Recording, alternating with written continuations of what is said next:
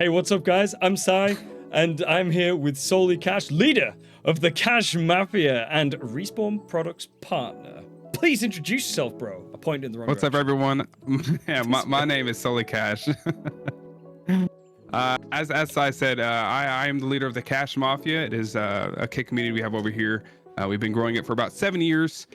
We preach the we preach love, and we preach acceptance to everybody. Anyone and everyone's accepted over at the Cash Mafia. It is a very loving family. I've always pushed for me as a streamer to push out the community and really get a name for them. As Sai can attest to, whenever it came to the recruits, everybody knew me as the Cash Mafia, not solely Cash, but the Cash Mafia, because the Cash Mafia and the community is really what pushed me to the partnership that I have now. They're a great bunch of people, man. I'm absolutely proud to be part of it. It's such an amazing community, and I would highly recommend anybody that watches this to just go and check it out, because you will be left in awe with the sort of atmosphere that you can get in there. So that's assuming that Digi doesn't just like drop random shenanigans on you as they constantly do. So Yeah, if you're from the UK, beware of Digi. He is the only UK person that's allowed in there, apparently. yeah, seemingly so. So I'm just gonna burrow into a bunch of questions now at you. I'm just gonna throw some interesting shots, and we're gonna see what lands. So obviously, back when you were actually announced as a partner, right, there was a lot of baiting going along. There was a lot of like crazy feelings going out there. I gotta know, man, how did you feel with all of that? Because I was sat watching, scared out of my skin, being like, bro, there's gonna be cash. Look, there's not a lot of people that know this, but I was actually in Chicago whenever the baiting first started happening. And we were inside this like closet tile hotel Airbnb, and whenever the beta first started, I literally jumped on the bed, was jumping up and down on the bed out of excitement and like freaking out, telling Sarah, I was like, oh my god, I'm gonna be a partner, like it's finally happening, I trusted the process, it's happening. And then it didn't get announced, it was me. But you know what, it was all in good fun, you know. It was all in good fun. Like I understood, like I understood what was going on eventually, of course. And I was very happy that I was Rabbit, because she deserved it 100%. But the baiting definitely, it was like a roller coaster of emotions that even you saw at one point in time whenever people were baiting you out. But no, definitely a roller coaster of emotions that, it was difficult. I called all my mods. I called, the editor. I told everyone at work, I was like, oh my God, it's happening. Like, I told you guys I can do it. And then it didn't happen. I was like, oh man. Oh, damn. Yeah. That's okay. You only had to wait like, what was it, an extra week or 2 weeks? I think it was an extra week, wasn't it? So yeah, wasn't too bad. I'm glad that it came to fruition, and like you're now here with that beautiful code that you get to now flex on people and be like, yo, save money. Go on, drop it. Yeah. What's your Save code? money on your new respawn chair using code CASH. Save cash with cash. That's the way. That is the way. The code's gonna be like down here somewhere as well, by the way. Okay. When we come into there you go. Yeah, it's perfect. Oh, we're nailing this. Oh, beautiful. Yeah. I definitely missed like 3 times. Hey, don't worry about it. We'll just move it around at that point. It'll just follow. It'll like follow your finger or something like that. You've been through the process now of the Respawn recruits, obviously from last year, which was an incredible recruits process. There was some serious talent out there, and man, that was exciting times.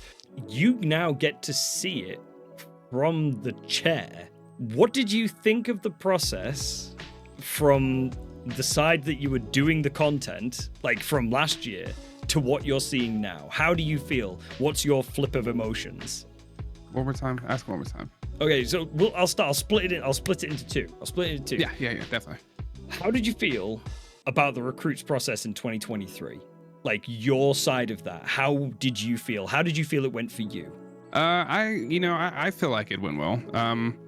I think I could have done things differently in a way. Like for me, I didn't start really talking to people until the collab process started. Mm-hmm. And so I feel like that kind of left me a little bit further behind from other people, because I kind of went into it headstrong of, I'm doing this myself. I'm the only one that's gonna be able to do this. Versus whenever I did start meeting people like you, like Schmoog and all these other people, then it really bumped me up in that process. And so that's why whenever it comes to this year's recruits, that's what I'm kind of looking for now. Mm-hmm. Saying, all right, who's willing to work with someone else? Who's willing to go out of their comfort zone to really work with somebody else? because that's something that I needed to do that I really didn't push on too much. As well as originality. I'm trying to look for the originality. I feel like I did some originality, but mine was very repetitive. Like I did the pistol only challenge about 4 times throughout the respawn recruits last year, and that definitely probably shouldn't have done it that many times. But the originality of it was there. But I'm looking for a lot more originality this year, I think, for me personally. Do you have any like type of content that you're specifically looking for? Like for you, for you personally? No, I like seeing what everyone does. Like I talked to Play Slay and like kind of what they're laying out for the next few weeks. And I'm actually really interested in seeing like all the diversity of different games. And, you know, we have a graphic designer right now that's currently working on some things with the current recruit class. And so it's very interesting to see. Yeah. I think, are you talking about the Leonessa's work? Mm-hmm. That was insane. Like, yeah, it's incredible. Absolutely brilliant stuff. Like, and obviously I've seen people using like, what is it? We've got like photographic content creators. I feel like it's like so much more diverse. Like this, for some reason, this class feels so diverse. It's not just streamers and content creators. It's like you have, like you said, the photographer, you have the graphic designer, and just like so many different things to look into, and so much diversity. And I love it. I love it so much. Yeah, 100%. And I think that's going to be a huge factor in a lot of decision making later on down the line. It's going to be like, well, actually, who is not just being able to like hold their own against, like, if you will, the streamers and content creators, but they're pushing their own brands and they're pushing their own capabilities out of their they'll have to probably go out of their comfort zones. And I don't know, I'm excited to see it. I'm excited to be part of it, dude. Me too. It's awesome. It's awesome seeing it from this side, man. I want to dig into what you thought was actually like the toughest part, and I think I may already know the answer, but what is your toughest part of the recruits process of last year for you? I had to go out of town for a week. That was my biggest thing, is I had to go out of town, and that was the most stressful. Actually, twice. I went out of town twice. Not even once, just twice. The first time it was a little bit further into the recruits, like top 300-ish. I was kind of more comfortable, but then we got down to the top like 100, top 50, and that's whenever it became stressful. I that entire week before I went to Houston, I sat at this computer for 4 days straight and made content after content after content. It was incredible. And then that week just so happened to be a collab week as well. And so luckily I had my I think the holds my camera. I forgot what it's called, but I had it with me, so we were able to get it done. We moved on that week as a team as well, so it was pretty great. But it was definitely the most stressful time I think I've ever had whenever it came to that recruit process. But you still enjoyed it. That was the thing, right? Oh yeah, definitely, without a doubt. Because I remember having those conversations with you in like, it was like the early morning for me or something, and being like, why is Cash online? I'm just gonna check in on him real quick. Yeah, no, it was a good time. I think that really showed for me what I think it showed Respawn that I'm willing to face adversity and like be able to make something of it, Yeah, because it definitely was a challenge that I had to that I had to face. Not only just the challenge in itself for the week, but also the challenge of, hey, are you gonna be able to do this even though you're not around what you need to be around? Yeah, I think that's always a tough challenge, because there's probably going to be a few people that are in a very similar sort of, or have been in a similar situation, that are going to be going through that throughout March. And I think it's really good for them to know that it is doable. Yeah. The proof's in the pudding. You know what I mean? Like it's very doable for you to still get to the position that you're really gunning for, as long as you put that work in, and as long as you're absolutely happy to go for it. I think that's an amazing thing. It was really spectacular from like my side of things, watching from across the pond, watching these people like work really hard, and then getting to actually collaborate with you, and also witness the sort of the working side of it. And we definitely had our problems with that collaboration, but we overcame them, and I think that showed some really good guts as well for it. And yeah, I think you're exactly right. Like getting over that like getting over those hurdles kind of shows what it's all about. Although I'm very interested to know, because you did kind of touch on it already, but like obviously like one of the questions that I usually ask is like what would you have done differently? But you've kind of already said that with collaborations. Is there any then advice that you can give to anybody who's maybe wants to collaborate but doesn't really know how to? I feel like whenever it comes to that is, I mean, the worst anybody can say is no. I'm pretty sure, if I'm not mistaken, did you reach out to me or did I reach out to you? I think I reached out to you. I think I reached Yeah, out so to like you. even for you, like most people are willing to work with another person, but some people are too afraid to speak up. And so sometimes just that simple DM of, hey, like, are you free at this time? Can we work on this? Or, even just throwing inside the recruits chat. There's a lot of people that will be willing to work with you. So I think that if you are in a place of fear of being denied, there are going to be people that will deny you. But at the same time, there's going to be a lot more people who are willing to work with you. And so I think that for me, whenever it came to that, the reason why I didn't is because I had that fear of being denied. And so I feel like you need to just be able to just ask and be like, hey, can I work with you? Like I said, the worst you can get is no. I feel like there's a few people that are like kind of on the fence as to whether or not they want to reach out or not. I've not done like a full collaboration yet myself, but I say that. I call this a collaboration. Fair. But yeah, so I mean, I've reached out to people already, and it's just a case of waiting, and that's fine. Obviously, you didn't get partnered like straight away, right? So you didn't get through that part of the process, and then obviously the 10 afterwards happened, right? And and it was very, very kind of. It was a very scary sort of feeling, to be honest, because obviously I think everybody was on edge during that, being like, oh my God, they're still watching. So, and it's the whole thing. They're always watching. So, yeah, think of that meme from Monsters Inc. and that's literally it. How did that feel going through that part of that process? Like obviously, because I think you made it to top 25, is that right? Yes. Yeah. So you made it into the top 25, and then obviously went from there. How did it feel on that sort of? Because you've already been on a roller coaster, actually just getting partnered. How did it feel, sort of going from the dip to out to in to not quite in? It definitely. I was definitely disappointed. Like, I'll be straight up. I was disappointed, and I felt. For me, it was a lot of me beating myself up, being like, okay, what could I have done differently? What did I do wrong? Just a whole bunch of different emotions.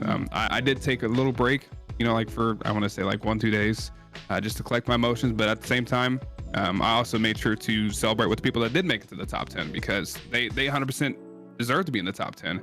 And I would never take that away from them, never take away their shine of where they got. But it took for me to heal from that emotion. Just talking to the partners, like, hey, what did I do wrong? What could I improve on? And that's really what kind of, I feel like, pushed me to that next level, was talking to the partners, talking to Tyler, talking to Hydrated, talking to Breadman about like, hey, what can I do differently next time? What can I do to push myself to that next level next time? Yeah. And obviously you say about talking to the partners and things like that. Just to reiterate to people, right? Because, I mean, I'm not afraid to do it, as you're very well aware. I kind of don't leave your freaking DMs. But how easy is it to talk to the partners for people that don't know at all? Oh, it's incredibly easy. It's incredibly easy. Like the Respawn partners, it's a family. I mean, there's not a single person. I personally don't believe that there's a single person that would not be willing to give you some kind of response, some kind of advice, or give you anything that you need. Whenever it comes to whether it's the recruits, streaming stuff, life, content creation, because everyone in here is a family. They treat everyone like family. That's kind of one of the big things about this that I think a lot of people are very aware of, and they're very happy with as well, right? Is that they've kind of noticed that it's not just Respawn products, it's Respawn fam. It's one of the main things that attracted me to Respawn way back in early 23, when I became far more aware of what was going on around me.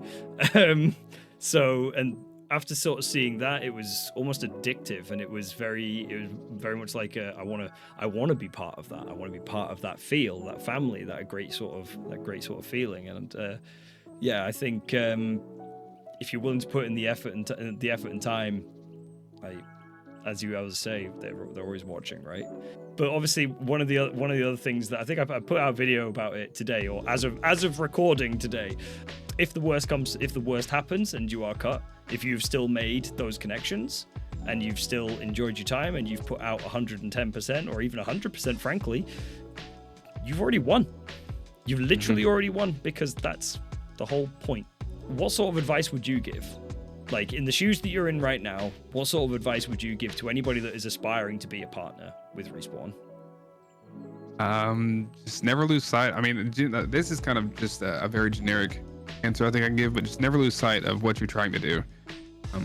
You know, whether you make it into the partnership or not, just know that everything that you put out is your best work. You know, be proud of everything that you put out. At the end of the day, like, there's always going to be someone that, you know, feels some animosity towards you, towards the things that you put out.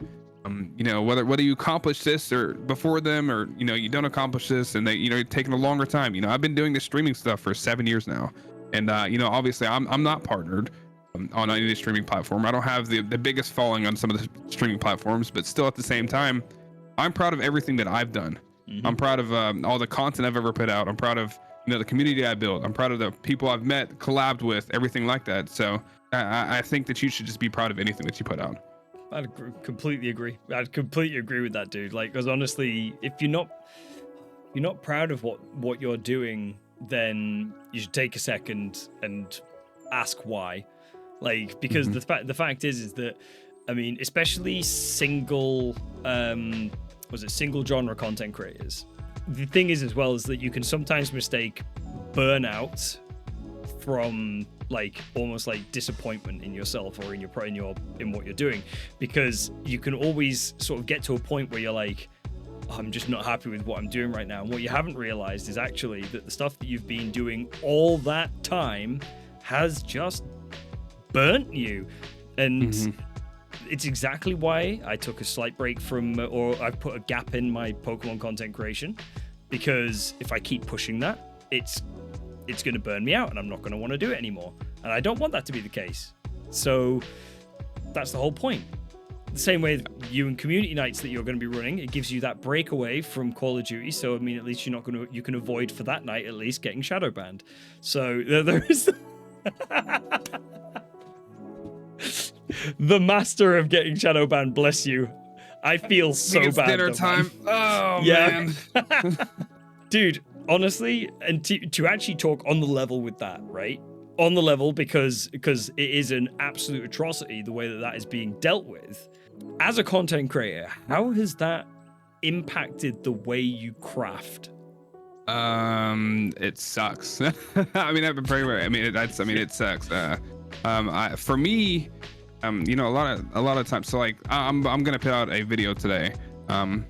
Involves something within said battle pass on Warzone, and for me, whenever it comes to that Shadowban stuff, I have to use someone else's account for that, because why would I invest my money into my account whenever, if I bought that, we all know what's gonna happen the next day. You know what I mean? So, like, it's difficult because I want to be able to make content with Call of Duty's, you know, stuff, the things that they release, but I can't on my account.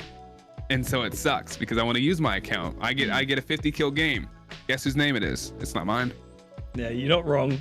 I'm pretty sure I've seen it, and it has to be the case, because, like, otherwise, I mean, what was it? I think it was in mid-Feb. I think it was mid-Feb that I saw a message come from you basically being like, I've not even played COD for 24 hours this year on my account. And I was like, holy damn, man. Like, I mean, that... But the point that I was trying to basically get at was, you haven't really let it slow you down in terms of the content. It's definitely slowed you down in terms of, like, progress on your actual account. Oh yeah, obviously. Definitely. But you haven't let it sort of defeat you, as it were. No. There's definitely been moments of anger and as it should be. But it's Yeah. but the fact is that with the right mindset, and obviously you've got an incredible community backing you as well, then you can kind of achieve anything anyway. So that's kind of the win. And that's the sort of thing that I feel like a lot of people need to realize, that if you do get stuck in a really crap situation, there is always a way out. You just have to make sure you look for that correct way. And I honestly, I have hats off to you for that, because I'd have been like, nope, I'm done. I'm not playing Call of Duty anymore. That's what I'd have been like. I did take that little break last year. I had to. I couldn't. I was so over it at that point. But like I said, I have a good community, and I have good people around me that allow me to use their accounts. So I'm definitely blessed in that aspect. Yeah. Like I said, incredible community. That's one of the absolute beautiful parts about you and your craft, is your community's always been second to none. So yeah, stand behind that, because I'm part of it. I'm not biased at all. I love them. I think you've absolutely nailed this. I think you've done an amazing job. So any doubts that you had at the start of this, of being like, oh, I don't know how I'm gonna do or anything like this, or I'm gonna go out and get dinner because fuck the interview. There's no proof. No, there isn't actually. I wasn't recording. But on the real though, dude, you freaking nailed it. Well done. And I appreciate you. Frankly, you should be proud of, and there's some final notes from me as on a personal level, and quite frankly from probably your entire community and everybody anyway, and you have probably been told this, but I'm very proud to see you go the length and the distance that you've gone, to going from that guy that I played Minecraft with, where we panicked about throwing snowballs and losing recordings, to the guy who's now sat in the chair representing the company that he has faith in. So congratulations, well done on being put in the chair. Damn, I appreciate you, brother. I do appreciate you. 100%. And if any final words from you though, dude, fire away. Oh man, final words. I don't know if I have any final words. I don't know. I feel like I get everything out I need to get out, but I don't know. Like I said, be proud of yourself. Trust the process, and Respawn is always watching. Well, thank you so much for your time, dude. I really appreciate you taking that time out of your busy schedule. I appreciate you, man. 100%, dude.